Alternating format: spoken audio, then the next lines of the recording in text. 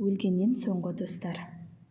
Бір ата өзінің балаларына төмендегі ақылды айтқан екен. Бір аралдағы халықты билеуге жіберген хакімі көп заман сол аралды билеп тұрып, бір күні патшасының үйіне барып, өзінің билеп тұрған хакімі турасында есеп беретін күні болыпты. Сол хакімнің сеніп жүрген достары кемеге шейін шығарып салмақ түгіл, орындарынан да қозғалмапты. Басқа достары кемеге мінгенше ақ шығарып салыпты.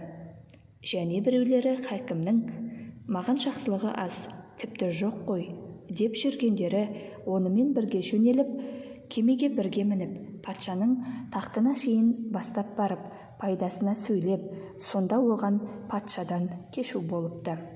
Балалар бұл мәселеге түсінбей қалыпты.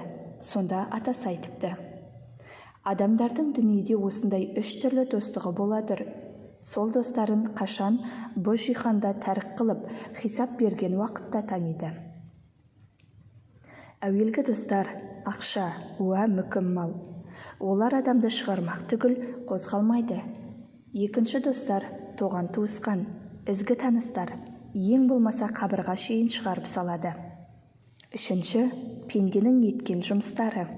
Ол мәңгі жолдас болып бірге кетеді.